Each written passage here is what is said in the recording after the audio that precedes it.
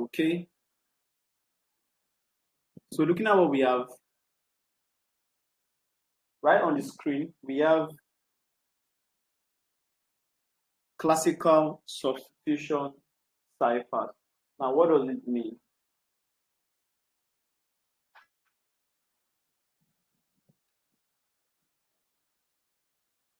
When letters of plain text are replaced by other letters or by numbers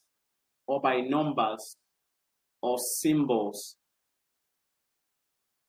alternatively, if plain text is viewed as a sequence of bits, then substitution involves replacing plain text bit patterns with cipher text bit patterns. Let me explain it in such a way that you're going to understand. Please keep looking at the screen. Let's say I have A, B, C, D, E, F, G, H, I, J, K, L, M, N, O, P, Q, R, S, T, U, V, W, X, Y, Z. Now, I want to substitute. Let's say I just want to substitute, but there is a popular way. I want to let all my 1, 2, 3. Let's use it as 1, 2, 3. Now, I'm going to unmute someone. We are going to do this together.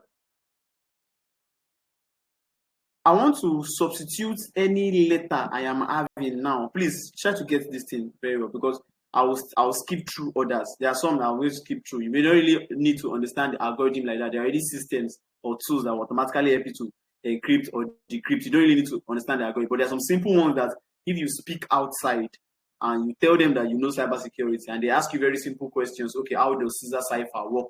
And you don't know how to explain it, it's just like you are joking. But nobody will come and start asking you how does AES work unless you want to go and do masters in cybersecurity. So Samuel, I don't know if you are there. If you are there, please raise up your hand. Let me. Okay, thank you.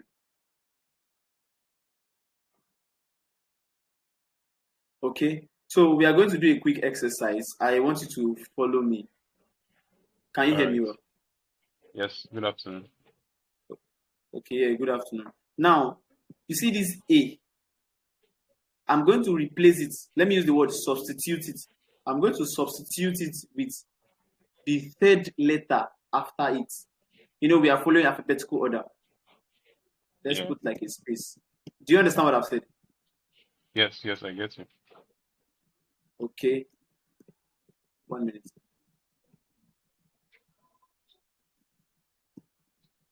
Good. Now, like I said, I'm going to substitute A with the third letter. With the third letter after it. That's we are going sequentially. Now, you see this A now. The third one after it is what? This is the first one, this is the second one, this is the third one. D, right? D. Yes. D. Good. So I put my D there. Oh, sorry. Sorry. I need to change the color.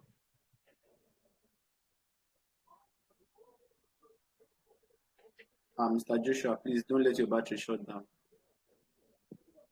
Okay, you D, right?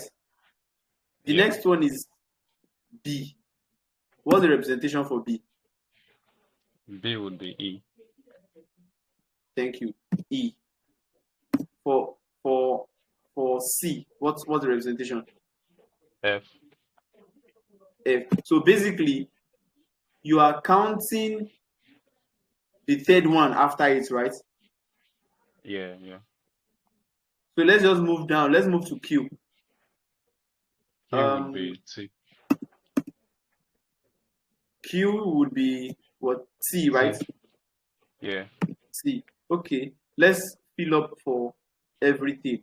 So we are going to use it to compose like a cryptic message. So for D, we have G, right? G, yeah. H, yeah. I, J. Okay, so let's just stop here.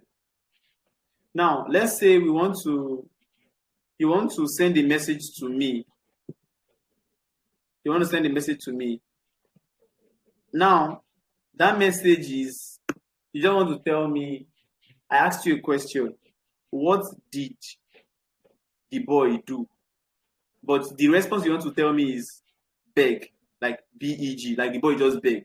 But you want to put it in a cipher text. Probably you discover that Christiana is dropping on our message. So you want to like convert it to a cipher text. What's going to be the representation for that beg? BEG, beg. EHJ. EHJ. I'm sure to someone that does not have the key is what we used a shift of what 3. That's 3. the third shift, right? So that's the key. What is the plain text? What's the plain BEG. text? Exactly. The plain text is BEG. Okay, I'm coming. BEG. What is the cipher text? EHJ. Good. Good. Now, okay, I think that's all right with you. I want to let me ask another person. I have like further questions to ask, but then I want to be very sure we understand like what's going on here. So okay, thank you very much, Samuel. Okay. Who wants to, who thinks he or she can answer? I want to ask like further questions on this cryptography that we are doing here. Okay, Immaculata Annie. Are you there? Immaculata Annie. Please unmute your mic if you want to speak. Unmute your mic.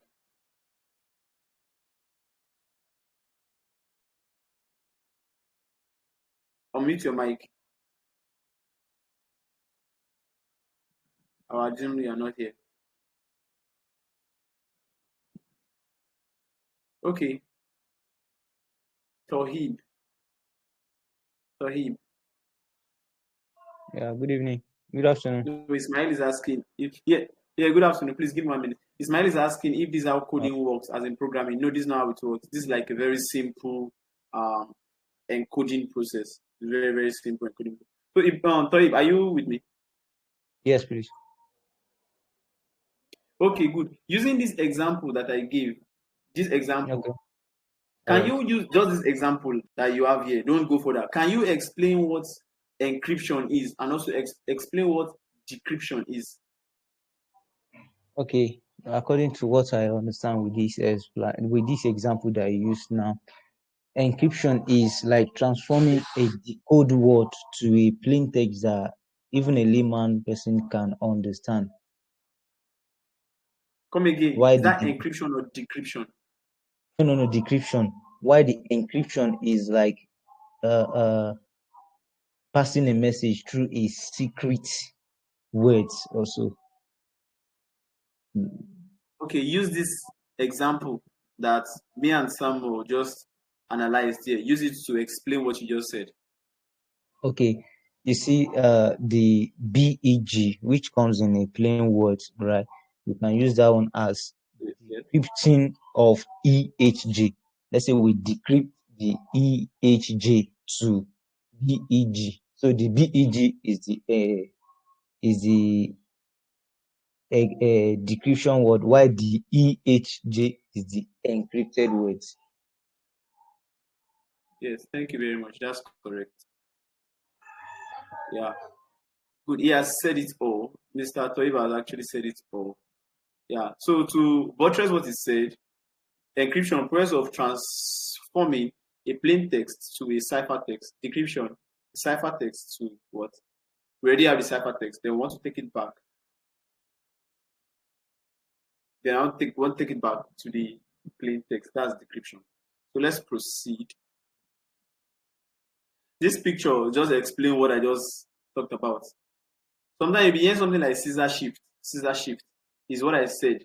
Like the shift I use now is what is the shift I used shift of 3. There are other shifts A popular one, just like the question somebody asked in the group, a popular one is what is rot 13. You always see something like that, rot 13. That rot 13 is what shift of 13. That we are going 13 places. Now, mind you, like I said, we are not going to be doing it manually. You see, when you meet some challenges, it's not just manually. Nobody's asking you to do it manually. There are systems that automate the process, or there are tools that you can actually use to do it automatically. Kali can come in handy. But instead of going to Kali, I want to explain such a way that you are going to understand properly. That's, you see where cyber chef comes in. Now let's go to cyber chef and see what we can do with that tool.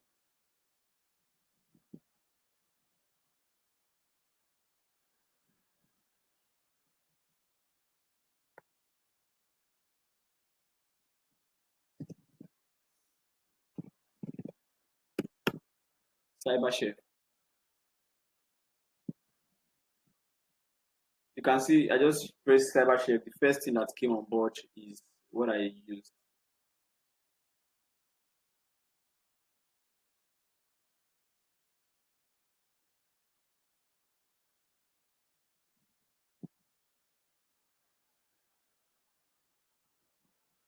Now we have different tools, different algorithm. We have different algorithm. So let us choose rot 13. Can you see? Rot 13. So basically, when I double tap it, it's going to anything I'm going to write here is going to be the inputs. It's going to be like what I want to encrypt. What I want to encrypt, right? So I can put FLAG flag. Can you see the encrypted format? SYNT. Let's put like a bracket. Bracket is always bracket. Then I put my underscore name underscore is underscore Boniface. Can you see? This is the plain text. This is the what? This is the cipher text. This is the plain text. This is the cipher text. Alternatively, the way you have plain text, you can also go the other way around. This is where encryption and decryption, like what he has explained, comes in handy. Let's proceed.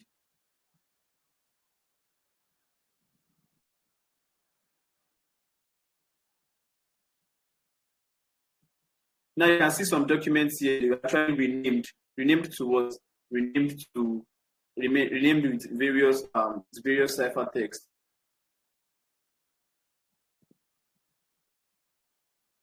Yeah, we have cryptanalysis Caesar cipher. Then this is the picture representing cipher wheels. Now, other classical ciphers.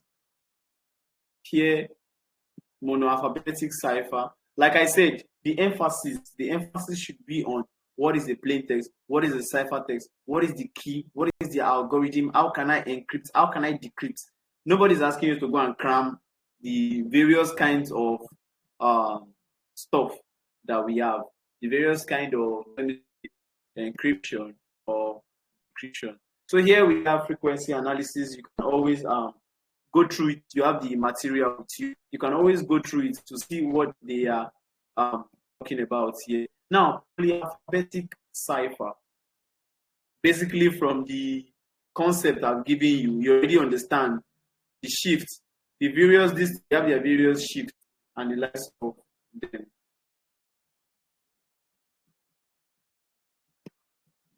So we have this Vigenère cipher. Simplest polyalphabetic substitution cipher, effectively multiple Caesar cipher. Key is multiple letters long. Use each alphabet in turn. Decryption simply works in reverse.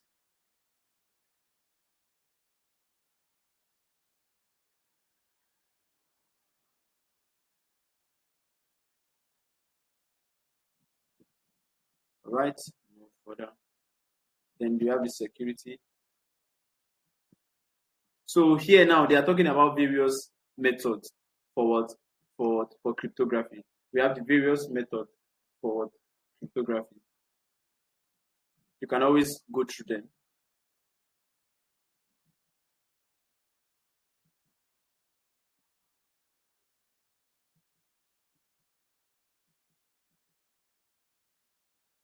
The row transposition cipher, I passed through it.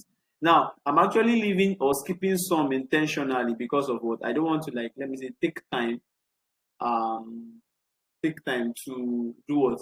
To start explaining how they, to start explaining, oh, someone said my slide is not changing.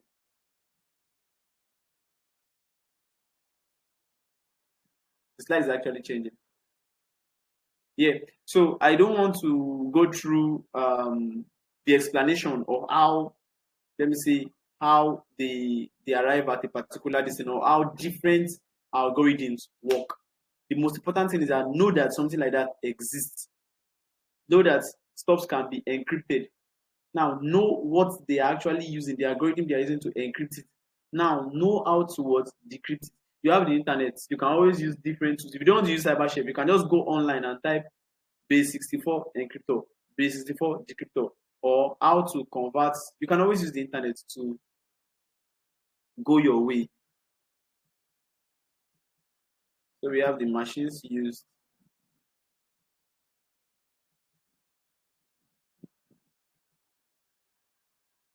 Okay, we already talked about this various cryptographic concepts: plain text, ciphertext, encryption algorithm, decryption algorithm. Now let's look at this very interesting area. Cryptography process. It has two major processes: encryption, then what? Decryption. Encryption, then what? Decryption. What is the encryption? I would like somebody to explain it to me. Using this, I don't just explain it. If you explain it comprehensively, then we are good. We just move to the next one. Using the picture you can see here, and from the various explanation I've given you earlier on, I need someone to just put me through, help me out with that. Okay, Mr. Matthew, let's hear from you. Matthew Ita.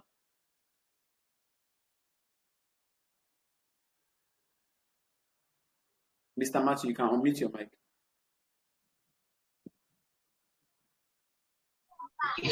All right, good evening, everyone.